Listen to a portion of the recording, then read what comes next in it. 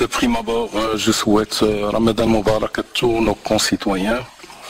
Et donc, pour essayer de porter une réponse à votre question, peut-on parler à l'heure actuelle d'une crise? À mon humble avis, oui, bien entendu.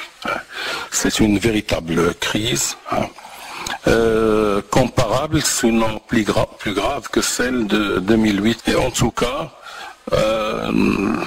c'est encore tôt de la comparer à celle de 1929. De toute façon, le contexte n'est pas le même, les circonstances ne sont pas les mêmes, et donc nous sommes dans un contexte qui est très particulier. Nous vivons vraiment une charnière dans l'histoire de l'humanité, et très probablement on aura un avant Covid-19 et un après Covid-19, ne serait-ce que par le fait que on voit bien qu'aujourd'hui il y a vraiment on est en train de revoir tout ce qui touche à la mondialisation, qu'on estimait que c'est un acquis et qu'il va aller crescendo, alors qu'aujourd'hui on voit bien que ces fondements même sont en train d'être remis en cause, et donc on voit bien que surtout dans les pays développés, que ce soit les États-Unis, la France, l'Allemagne, etc., commencent à parler d'un changement structurel dans leur stratégie à venir, et de ne plus accepter de concentrer si vous voulez, une partie de leur supply chain ou de leurs industries délocalisées sur la Chine. On considère que l'idée de la Chine, usine du monde, qui concentre actuellement environ un tiers de l'industrie mondiale, de l'industrie manufacturière, est une idée qui doit être revue.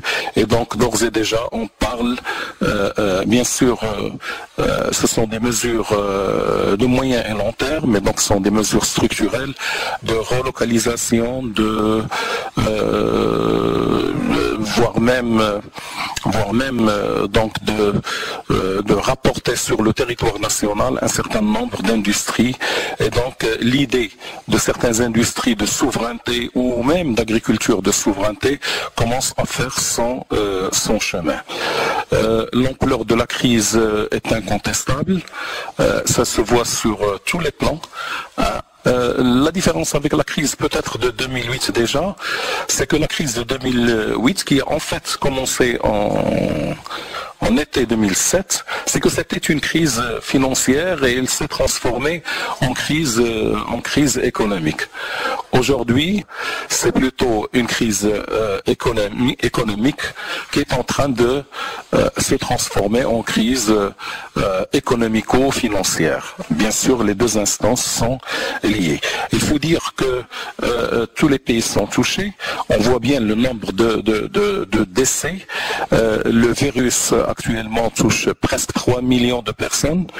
On a actuellement, à l'heure où on parle, on a dépassé la barre des 200 000 cas de décès. Ça touche tous les pays, sachant bien que les statistiques données restent relatives. Même aux États-Unis, même en France, même en Espagne, il y a beaucoup de cas qui sont des décès qui sont dus au Covid-19, qui ne sont pas recensés, un certain nombre de gens, parce qu'il faut dire que quand vous avez surtout des gens âgés qui sont malades, qui décèdent, alors on se donne pas la peine de faire les analyses pour savoir est-ce que c'est dû au Covid-19 ou bien c'est dû à une autre cause. C'est la raison pour laquelle les chiffres qu'on a, mais même avec les chiffres qu'on a, les chiffres, à mon avis, sont catastrophiques, parce qu'une vie humaine, c'est une vie humaine. Si vous voulez on va essayer de faire bref. Alors, il y a des industries qui sont plus touchées que d'autres. Les industries, évidemment, ou l'industrie, en tout cas, les industries les plus touchées sont les industries de voyage. On sait qu'à l'état actuel des choses, on a plus de 90% des avions qui sont à l'arrêt. Vous avez également l'industrie du tourisme qui est quasiment à l'arrêt. Bien sûr, il y a encore certains pays où il y a le transport aérien interne qui tourne toujours, mais dans la plupart des cas des pays, vous avez donc cette industrie reste la plus touchée. Ensuite, on a certaines industries qui tirent bien leur épingle du jeu, notamment tout ce qui touche donc aux industries de communication, d'internet notamment, la santé également. Le problème, c'est qu'à l'échelle mondiale, la demande est en train de s'entasser, vu l'arrêt et le confinement adopté par la plupart des pays. Une partie importante de l'outil industriel est à l'arrêt. Évidemment, ça entraîne un chômage qui atteint des summums. Plusieurs même millions par exemple à travers le monde, mais notamment par exemple aux États-Unis, et bien sûr ça entraîne une baisse de la demande et toutes les conséquences qui en découlent. À l'échelle marocaine, et on va revenir là-dessus, mais déjà l'économie marocaine, il faut dire que cette année ce n'est pas une année brillante, c'est même une année de sécheresse.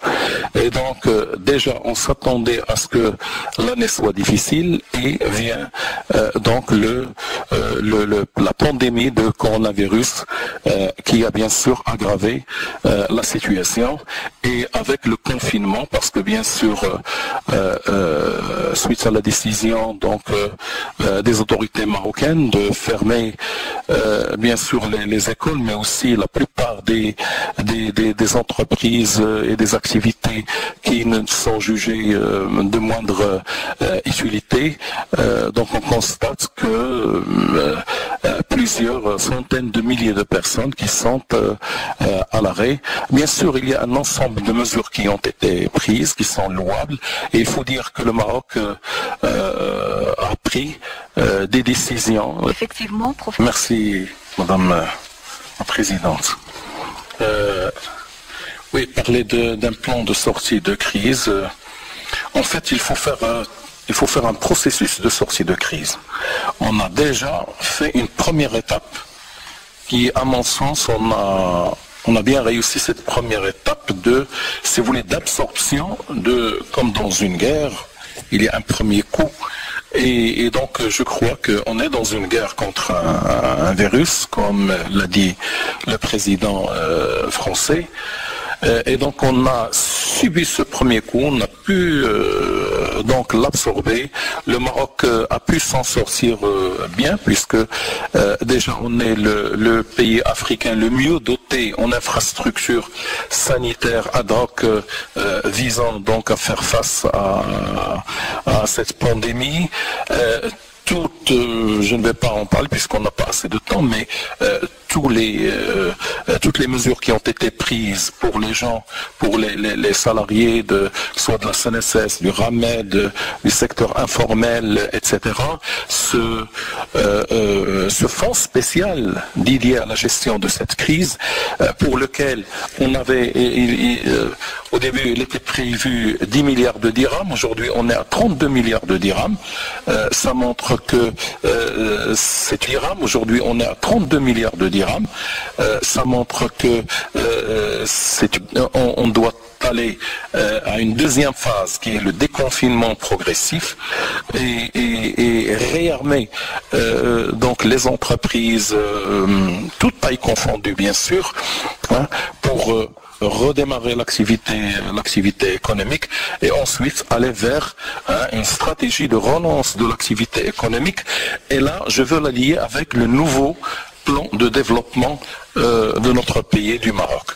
Je crois que la crise actuelle a donné ce que nous, les enseignants, nous appelons des études de cas, une vraie étude de cas, grandeur nature, et donc il nous montre qu'il faut vraiment revoir beaucoup de ce qu'on considérait peut-être comme acquis, mais il faut donner l'importance d'abord à l'homme Et Sa Majesté le Roi avait raison de dire que l'homme avant l'économie, d'abord l'homme parce que c'est l'homme qui fait l'économie, la santé, l'enseignement, le e-learning, très important, le e-gouvernement, tous les services donc qui passent via via l'internet, tous les services donc en ligne.